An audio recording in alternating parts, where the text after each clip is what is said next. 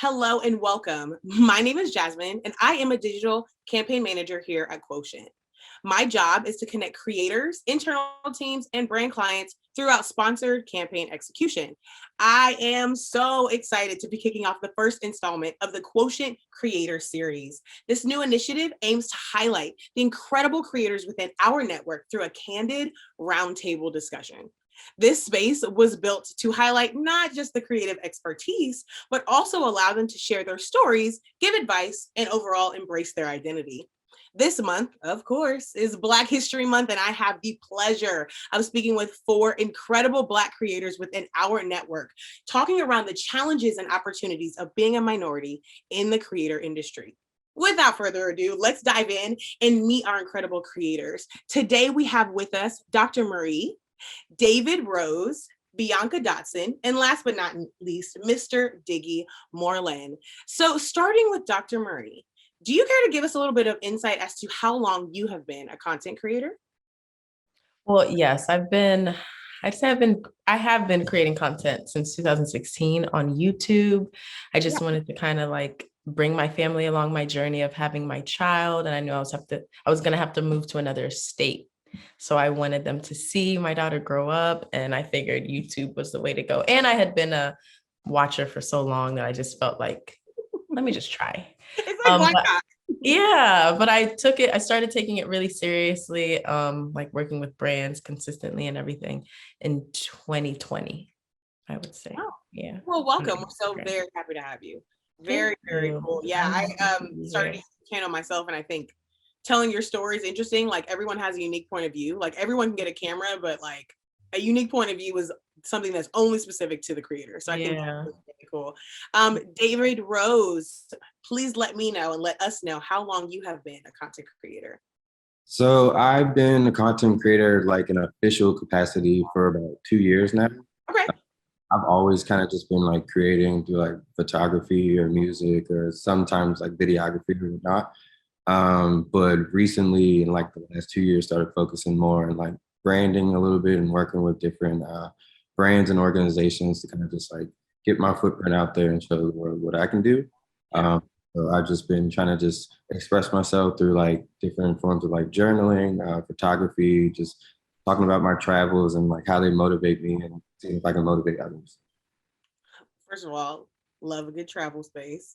And also, yes, I think creativity, I think at one point in time, there was like this conversation around like, well, what do you do? Well, I do photography, I do videography, I do film, I do, and now it's like, you know what? I'm just a creative. So it leaves room for you to just kind of wiggle around and move and navigate throughout the space. So that is very, very exciting. And we're very glad to have you here.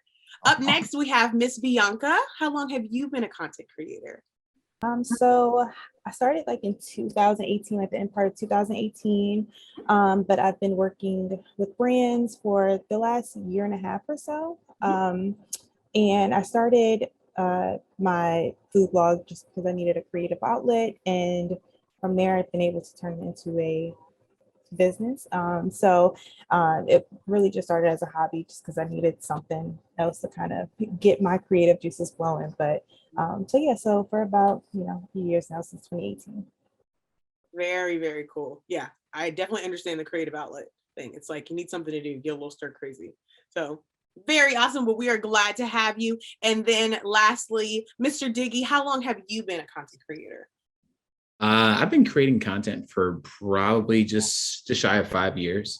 It kind of started off as something that I was just me being me, just having fun with it. And then you get those people that are like, hey, that thing you posted yesterday, can you do that again or show me this or whatever? I'm like, oh, you guys actually are interested in this. So, okay, let's do it. And then you realize you never know how many people actually are affected by the content that you share. And I was like, you know what, if we actually took this seriously, what could happen? And that as a result, I started that about, like I said, just shy of 5 years ago. It's been great ever since. That's awesome. Does anybody remember when like social media was first getting off the ground and like nobody thought anything of it? People were just like, okay, Facebook, you keep up with your aunties, I guess. And then Instagram is like, so there's a platform for pictures, what? And now it's turned into this like multi-billion-dollar industry where now brands are going, okay, wait, hold on, we need We need everyday folks who are trustworthy, who have an audience, who have the ear of the consumer to be able to align like their vision with the vision of the brand and partnerships and stuff and create these unique use cases and experiences with these products. And it's like, who knew that any of this was ever going to exist, right? Content creation is taking off, and there are so many different people breaking into the space, especially minorities, especially Black creators. And it's just like every day I'm on Instagram, I'm just like fascinated by just the different voices and just how we have been amplified across these different platforms. It's amazing. Well, that's great. Well, again, I'm so glad to have you guys with us today. And I know you all have shared a little bit around what made you want to get into the content creating space. Is there any was there any type of turning point in your life where you're like, you know what, I'm going to be a content creator? Like, what were you doing before content creation? What were the things that maybe you even thought growing up, I'm going to be a police officer, I'm going to be a doctor? Like, have you always known that you're going to be a content creator, or it definitely kind of reached up and grabbed you a little bit later on as you progress through life, would you say? And anyone can jump in here. I would say, well, I still work a full-time job, and so like baking and everything and food photography was always kind of on the back burner, but this is kind of just fell on my lap. And I don't think I ever really realized that there was a whole other world of content creation out there until like I started diving deeper. I'm like, oh, people actually get paid like by these huge brands to, do X, Y, and Z. So I'm like, okay, so I don't think that I really realized that until, a few years ago, that it was a whole world, of content creation. So. Very true. And also, I would like to personally shout you out for maintaining your 2 full-time jobs, your full-time career that pays for the full-time dream, right? Like, I think that that's very admirable. And I know that you are not the only person that is maintaining and wearing both hats. So yeah, so kudos to you for sure. Anybody else? Yeah, for me, I would say I started, I have a general idea of the question you asked, and I have an answer in my head. But what was the exact question that you asked? No, I'm saying words, and you feel free to think what speaks to you to answer. Okay. Well, I felt like you asked. No right answer. No. Yeah, almost like, how did I think it was possible? Once I started seeing other women that looked like me doing it full-time, quitting their jobs, I was like, oh snap, what's going on here? Wait, let's reverse, let's run it back. I need to go look into what she said yesterday, because now look at what she's doing today, Exactly. So that's when I started feeling like it was possible and attainable, and that it was something that I wanted to make a goal for myself. But before that, I just didn't think it was something that was possible for me, especially I went to a lot of schooling. And it just didn't seem like something that would even make sense. So absolutely. No, I totally get it. You said something that led me to my next question, but I want to leave room for the guys to chime in here, and I'll circle back around. So for my guys, what are you guys thinking? What did you always know? I mean, content creation, again, a recent thing, right? But like, what was it that made you go, you know what? We're gonna do this, versus wanting to be a police officer or any other occupation that you think you want to be when you're like 5, right? It's funny when you say that, because when I was 5, I was like, you know what? I'm gonna grow up and I'm gonna be a crossing guard. They literally work 20 minutes a day. Listen, walk 10 feet back and forth, and they back home by 3 o'clock. And I thought that was the best job in the world. And then after my mom pretty much slapped me upside the head, I got to the point where I realized, okay, that's not an option. So I still work my 9 to 5. So kudos to you as well. But then I realized, I saw a couple of my friends like, yeah, XYZ is looking for creators to post this, and they're willing to pay. And I'm like, wait, I post that every day for free. Like, right. People are paying for this? So then that's when I started to pretty much kind of look and like, wait, let me see if I can get some of this money too. And that's kind of what it started. And then, to be honest, I feel like from the creator spot, you see a lot of women in it. I mean, whether it's fashion, hair, whatever. And then I realized there's a small niche of guys that are looking. So for guys like myself, David, there's people that aren't taking advantage of the market. And that's why I decided to jump in. Could not agree with you more. Like, truly. There's so much I could say, and I'm like, nope, he said it. I'm getting excited, but he said it. David, what about you? Yeah, so like everyone else, I'm also working a 9 to 5. I actually never really intended to be like labeled a content creator. Um, that kind of just got started as like using social media as like my sort of like online journal.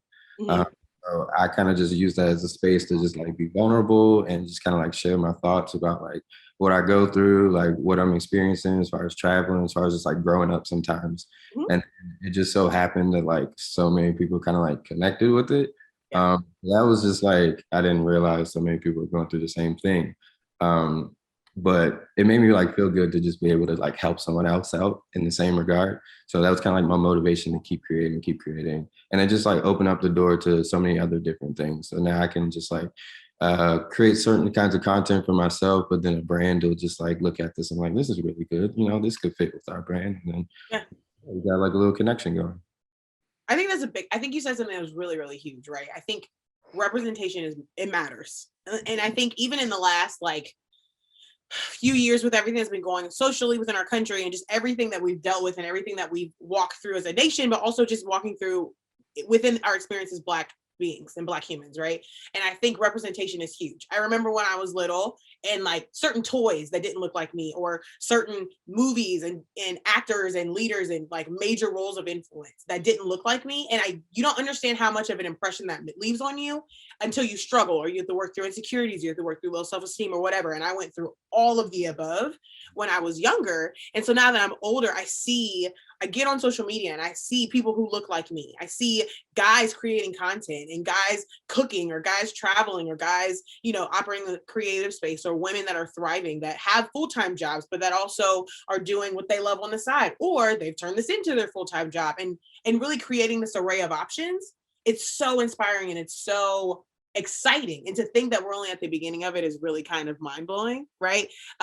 Everyone here has talked about, there's money to be had. Let's make it. Let's break in. Let's get into, to making that money. But I know that earlier, Marie, you were talking about like obstacles and different things that came along with breaking into the space. And so I want to pivot a little bit just to talk to, any obstacles that you've had, whether it was like can I really do this? Or did you have any external challenges that hindered, that made it a little bit harder, would you say, to break into the creative and content creative space from a paid perspective? Um, yeah, like I said, first of all, knowing that it was possible for me, seeing other people doing it, just I think it's just a roadblock in general to see and to know that something is actually attainable, Mhm. like from not knowing to knowing. So that was a roadblock. And then time management, I would have a lot of mom guilt with leaving my 2 babies to go do this content thing that a lot of people around me didn't understand. And so sometimes that would spill over into causing some insecurities, I would call it, because I'm like, wait, I kind of know what I'm doing, but they don't think I know what I'm doing. So maybe I don't know what I'm doing. Why am I leaving my kids for all these hours to go do this thing and just hoping that it pays off? And so those were definitely some roadblocks. And then even just like being a perfectionist or a recovering perfectionist, having to or feeling like everything needs to be spot on and perfect, and maybe delaying sometimes based on whether you're able to create something the way you truly want to create it, because because a lot of times as Black people we have to show up different. We have to come on our 1,000% game, and Correct. if Yeah. we don't, then Mhm. there's no room for mediocrity. there's no Correct. there's no room for mediocrity. So Yeah. it takes a lot of energy to to even just show up. And keep Yeah. showing.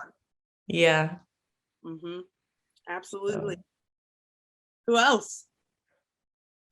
I kind of feel the same way. I think my biggest obstacle has always just been like imposter syndrome.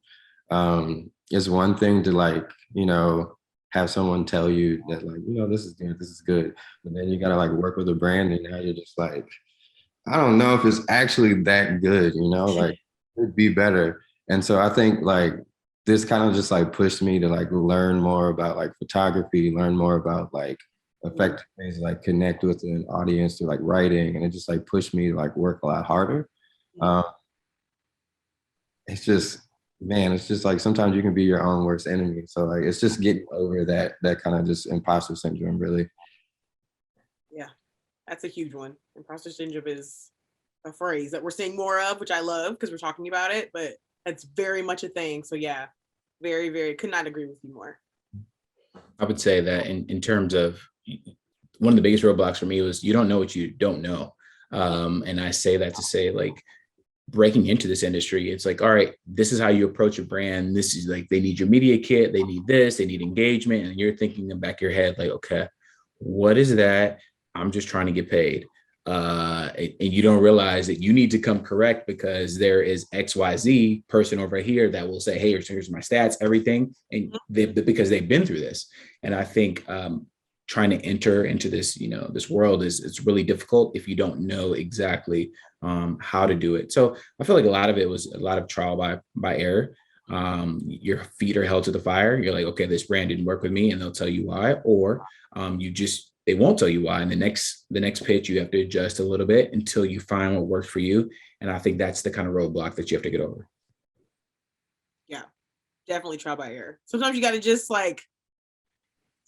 jump in the ocean, and just learn and be willing to make the mistake. Like what Marie was saying is like, yeah, that whole perfectionism, recovering perfectionist thing, huge, because once you hit send on that content, that's it.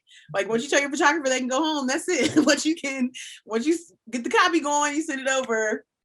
That's it, and that's all you got. And so yeah, definitely, sometimes you got to just be willing to open yourself up to take a couple of L's in order to get the W at the end, right? And really take that risk. So no, that is very, very true. Very true.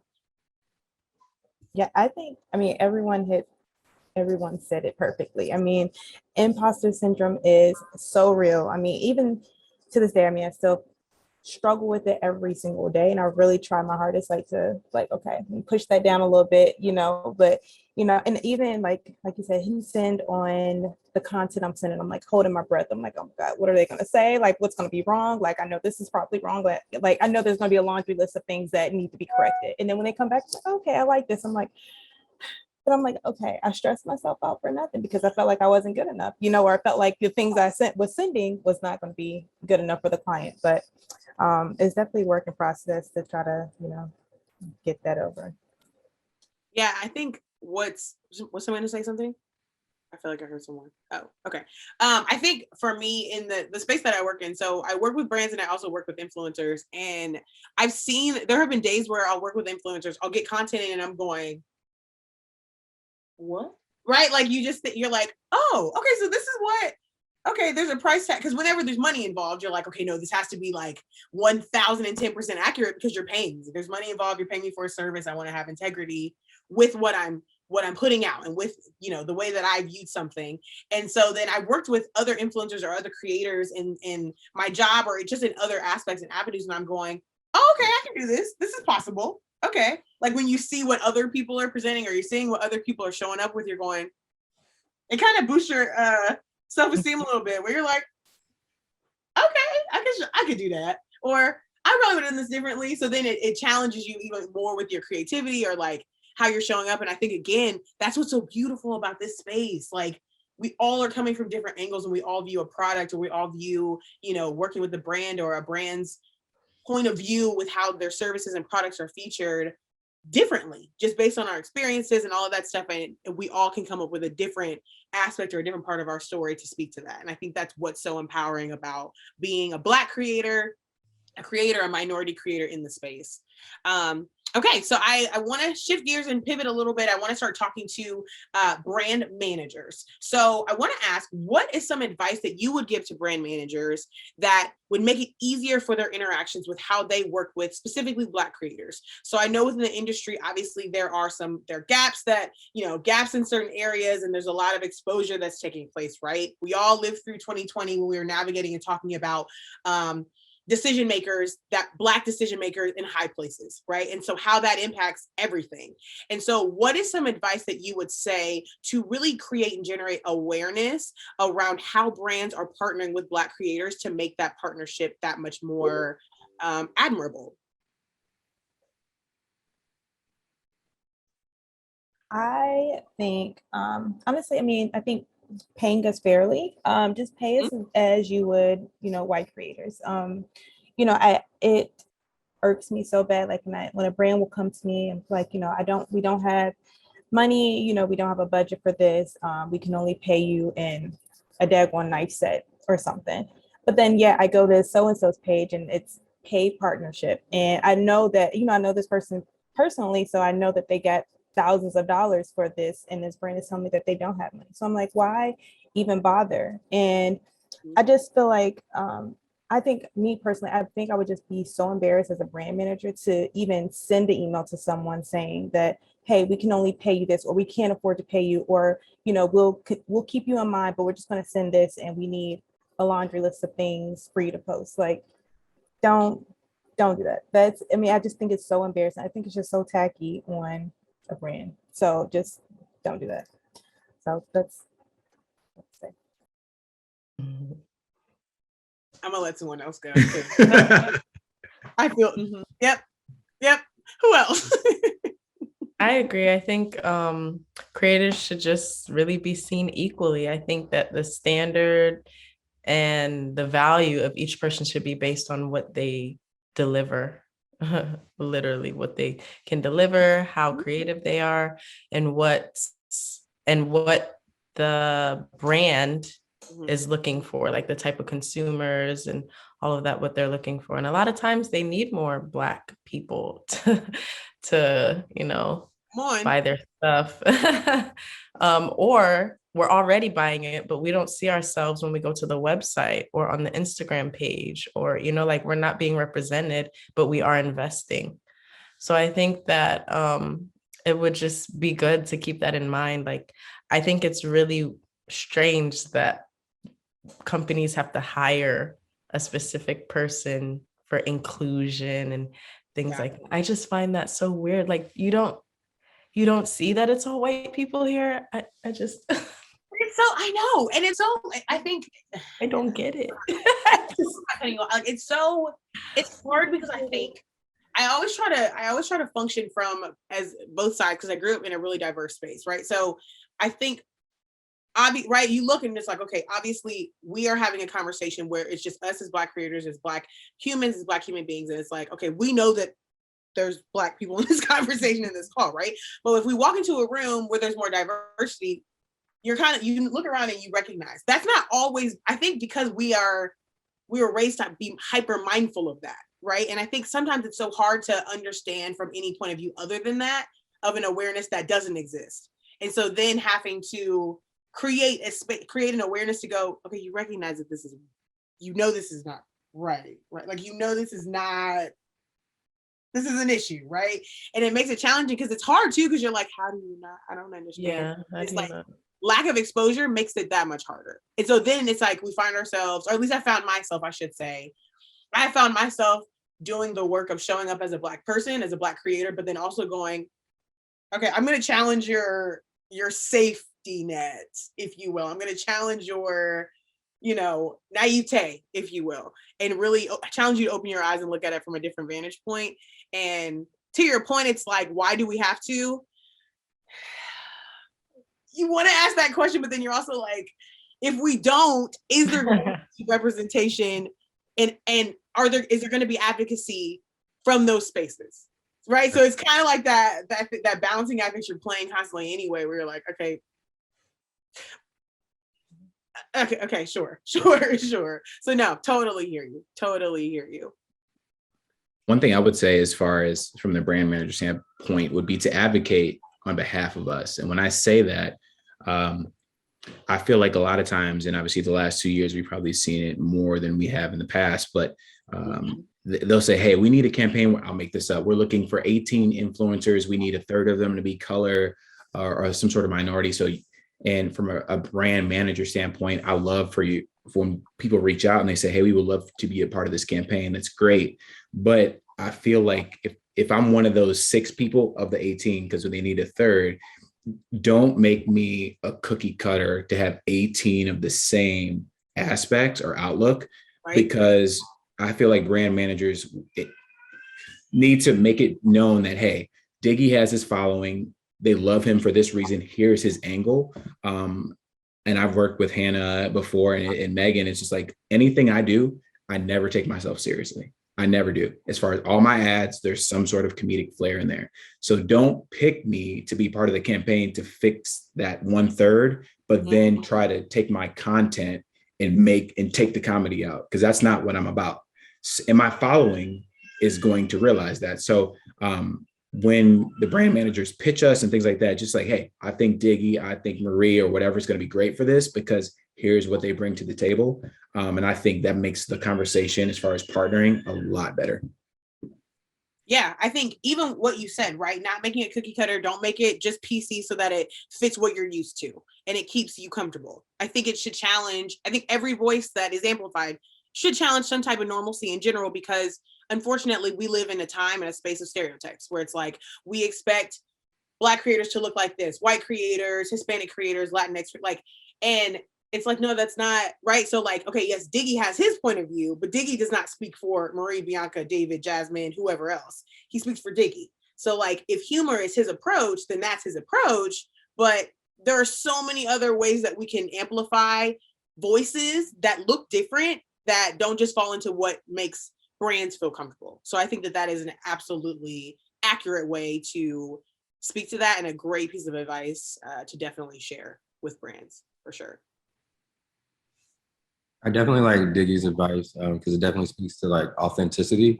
And then this kind of like, it's kind of like sort of like a pet peeve of mine. It's like when brands kind of pitch things in like a performative sense, where, you know, you'll get more and more, you know, emails and like brands contacting you around MLK Junior Day or Black History Month or Juneteenth. And so my thing is just like, consistently offer these opportunities. Just don't reach out to me just for this month or this holiday or this event. You know, we all got something to offer and we can all provide some really great content. And we're not limited to just this type of event. You know, we can all really do some great stuff. So I'd love to see like more, just less of a trend, because everyone enjoys our culture. So it's just like, we're not a trend. Just let us do what we want to do, you know? We are not a trend. I think the phrase you're all looking for is keep that same energy. There you go. At least that's what I say. That's what I say all the time. Where I'm like, no, let's not. Don't do that. Like, it's not just because Christmas is once a year. Like, let's not. No, let's be consistent all year round, everyone. Working together here. I have the same voice in July as I do in February. I mean, David brings up a really good point. Like the last 2 years, I mean, I'm not going to speak for everybody, but it's like, I feel like they're starting to reach out to more of us over the last few years. So what content creation have I been doing in the last 2 years that I wasn't doing in the previous 3 for me, speaking for me? Right. So it's like, we know what it is. You just like, okay, we haven't been doing this. We need to go on this road. So don't reach out to me, like David said, on Juneteenth or anytime in the next 5 weeks, because we know what's coming. Let's just make sure we have 365 days of great content creation. Right. Like long term, all year, the year is still 365 or 66 days. And I think it's so important to be mindful of that. I could not agree more. And I think it's important for us. And even when I talk to other Black creators, like to really empower ourselves to challenge that and to challenge the status quo, to say, okay, what's your budget for? I know, Bianca, we were talking earlier, it's like, okay, I'm reaching out to you for a partnership, or hey, we want you to post on behalf of us or buy the product. Okay, what's your budget for that? Like, we're gonna assume a budget at this point. It's not, okay, so, well, here's what's your budget for that? And if you don't have the budget, all right, well, I'm only looking for paid opportunities right now. Like I saw, there's a creator I follow where she teaches influencers how to advocate for themselves. And she said, like, you assume there's a budget. What's the budget? Oh, we only can do free product right now. Okay, well, I'm actually prioritizing sponsored posts right now. So when you all have budget, we can chat further in the future, right? Like, and I think that's just something, again, feeling empowered and really feeling strong enough and putting that backing behind yourself to be willing to pass up on a free hairdryer or pass up on, you know, free silverware or something like that, and really go for the heavy hitters and make the big money, but also continuing to show up for your followers and show up for those who are, you know, continuing to amplify your voice across certain platforms and stuff anyway. But empowering yourself to sometimes have to walk away from certain deals, or you know, if there's brands that you are still working to align with, to challenge their status quo as well and be willing to say, I don't know if this is a good fit, or I don't know if this is a good match, or, you know, anything like that. But even though it's unfortunate that it's happened over the last few years of how we have grown and how our voices have become that much broader and more amplified, I'm hoping that with longevity, we stay here and that we keep this same momentum, you know? So this is awesome. This is really, really awesome.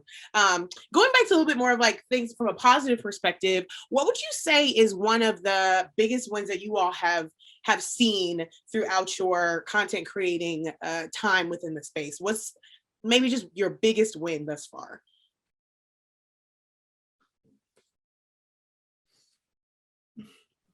Great. I would say, go ahead, David, you got it.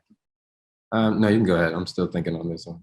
Oh, no worries. I think maybe it's a great segue, converting a non-paid opportunity to a paid one. And I think people come up to you, like you said, they'll reach out. Hey, we would love to work with you. And the first thing I always think of, hey, you reached out to me. If I'm pitching you, now that's different. Like, because I mean, we all have our brands, that dream brands. We probably, be honest, would work for free. But if you're reaching out to me, that tells me you found some sort of value in me, my content, or something along those lines. Mm-hmm. So we are going to lead with that budget conversation. So I probably would say the biggest value or the biggest win I had was they reached out to me. They said, hey, we're only doing things in exchange for product. Do you have any ideas? I said, I have tons of ideas, and I did very, very high level. And they're like, man, we like those ideas. But I'm like, and then the last thing I said, but at this time, we're only working for paid opportunities.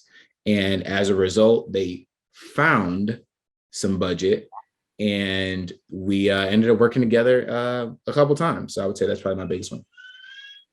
There it is. We found. Can always find. Yes. Who else? Yeah, I've had a similar experience where a brand didn't have a budget and then they found some money. I don't understand the brand side or the brand management side so well. So, you know, it's always kind of like a guessing game.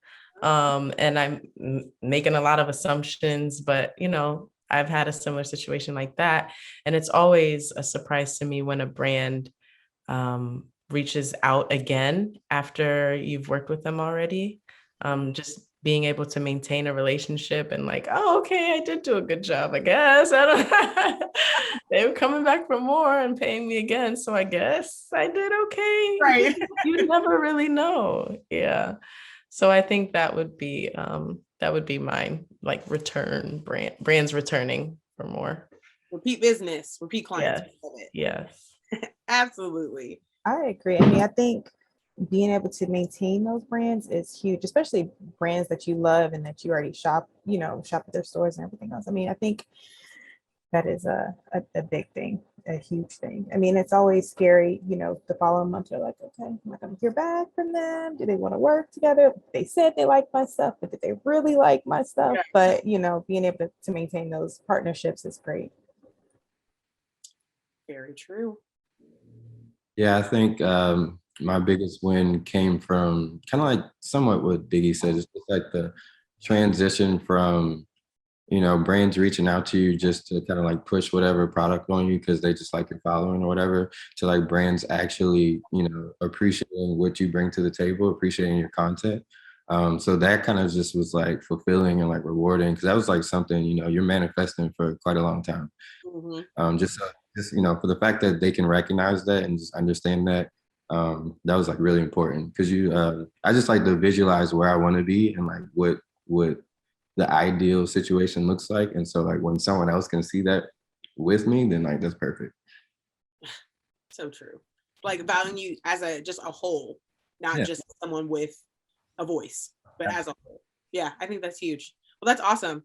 Do you guys have any like quick tips or anything that you want to share with our listeners and our viewers for, how do you maintain your voice and play this balancing act between aligning to help brands meet their goals, but also to maintain your voice? Any quick tips that you all can share?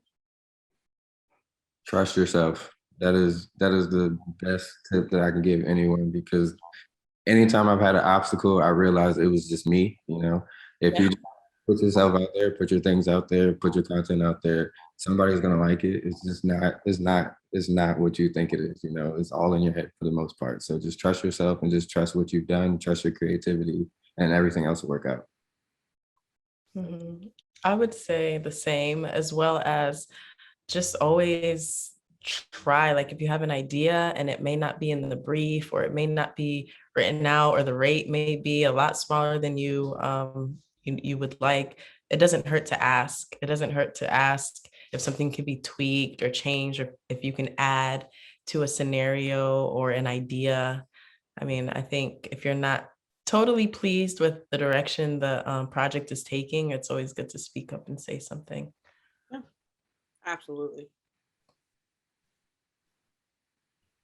I would say you realize that you have more power than you think when you're creating the content.